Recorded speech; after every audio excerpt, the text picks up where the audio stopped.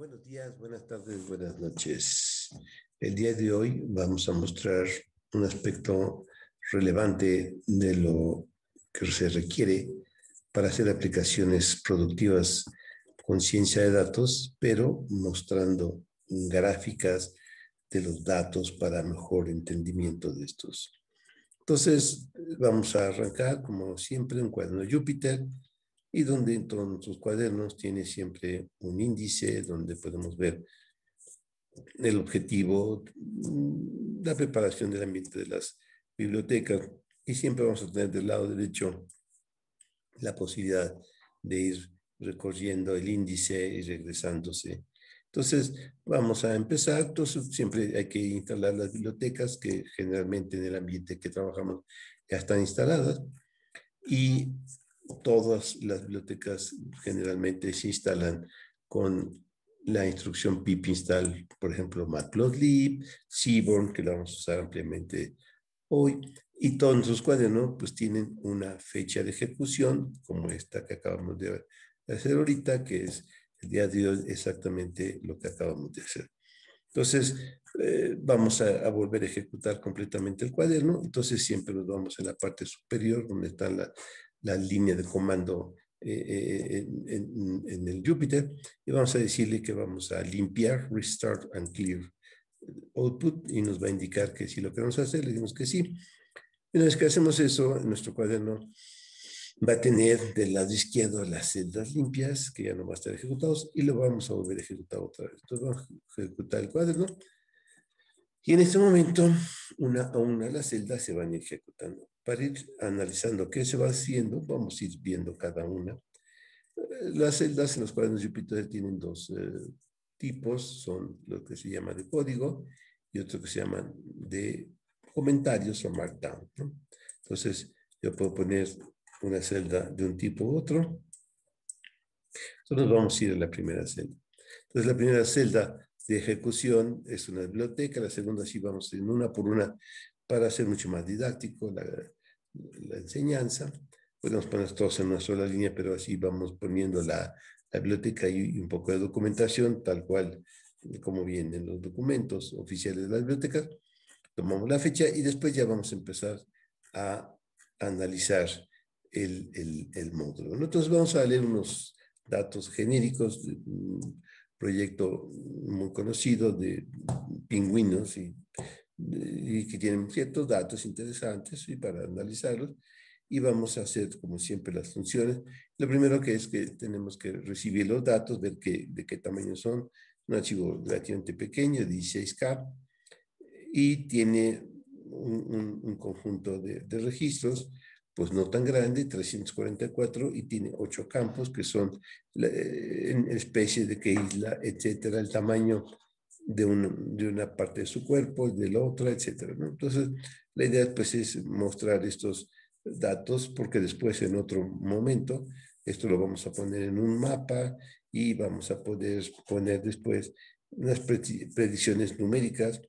¿Sí? Entonces, por ejemplo, aquí están los datos, son tamaños de ciertos elementos del pingüino en milímetros, ¿sí? Etcétera, ¿no? Entonces, con estos elementos, después vamos a hacer un sistema de clasificación de pingüinos según sus variables. Es un algoritmo no supervisado para poder hacer de este conjunto de valores, que no son muchos, 350, pónganle, hacer grupos, pero de forma automática. Entonces aquí hacemos el análisis de los valores faltantes y me dice que tenemos 8 columnas y que hay varias que no tienen valores completos. Por ejemplo, pues dice que en 5 columnas, que son casi todas, pues dice que el sexo hay 11 que no tienen, de 340 y 50, pónganle, y que en ciertos tamaños hay 2 registros que no tienen, no tienen valor. Aquí está de cómo están los datos, de cuál es el número de faltantes y el porcentaje de los faltantes. Como ustedes podrán ver, es casi nada, excepto en el sexo, que es como el 3% de la muestra le faltan datos. Pero bueno, entonces aquí ya tenemos elementos para hacer un análisis de frecuencia, y después con estas frecuencias nos puede decir, por ejemplo, que el conjunto de datos tiene 3 diferentes valores en especie, en islas hay 3 diferentes nombres de islas y tamaños hay 164 diferentes tamaños, etcétera, son números. Y en el sexo tenemos 2 y en la edad, en el año tenemos 3 valores diferentes. Aquí está cómo se distribuye entre unos valores de una variable que es el sexo, otro de los años, y pues ahí está más o menos que tengo de los 300, pongámosle 50, 40 y tantos, 44, pues están homogéneamente distribuidos en 2009, 7, 8 y 9. Entonces más o menos 120 promedio en cada año. Y en las islas, pues tenemos que hay una isla que tiene muchos, Adelie, etcétera. Bueno, entonces, esto es interesante porque de manera muy sencilla y con un solo programa, simplemente no como ustedes podrán ver, pues es muy rápido. Y después ya podemos empezar a hacer una pequeña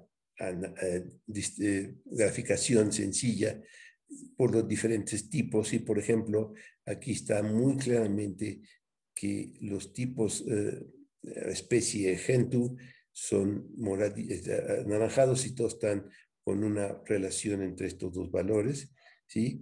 Y por eso se ve muy claramente que los valores nos están diciendo que hay 3 grupos perfectamente definidos por los tamaños de sus muestras, no por el nombre. Entonces aquí estamos 3 muestras diferentes y estamos viendo que están agrupados claramente visualmente. Aquí está otra graficación de otros 2 valores. Y entonces también nos muestra que hay grupos, hay clústeres, los clústeres anaranjados, los clústeres verdes, los clústeres azules, como acá también. Entonces, esto es lo que implica un análisis exploratorio. No estamos transformando nada, no estamos cambiando. Aquí también otro conjunto y aquí ya no se ve tan nítidamente definidos los grupos. Aquí ya el grupo verde y el grupo azul se mezclan con estas 2 medidas, ¿no? Pero acá claramente no se mezclan y en esta no se mezclan. Por lo tanto, estas 2 variables pueden ser diferenciadores de la especie. Igual, pero estas 2 no, porque estamos confundiendo de 2 tipos diferentes, los azules y los verdes, no se diferencia claramente. Entonces, así, para poder hacer análisis, pues tenemos que hacer todas estas gráficas y esto es lo que es el motivo de esta plática. Es cómo con pura graficación, con una herramienta que se llama Seaborn y con los valores que estamos analizando, gráficamente podemos analizarlo. Esto es obviamente en el caso de poder comparar solo 2 a 2 variables para poder pintarlo en el mapa R2. Cuando hay más, también hay herramientas, pero ya no los podemos ver tan fácilmente. Bueno, este es el motivo de esta pequeña cápsula en donde estamos mostrando cómo con aspectos básicos de graficación y una base de datos pequeña pero real, podemos analizar de qué habla la base, es decir, hacer una analítica descriptiva. Todavía no estamos preparando los datos para un algoritmo, por ejemplo, no supervisado como Cummings para detectar los grupos, y otra, un algoritmo de predicción numérica para otras cosas, por ejemplo, cuántos pingüinos hay normalmente y cómo se reproducen, etc. Entonces, todos son elementos básicos de lo que todo científico de datos tiene que saber. Buenos días, buenas tardes, buenas noches, y con esto terminamos este grupo de conversaciones sobre algoritmos y su presentación gráfica.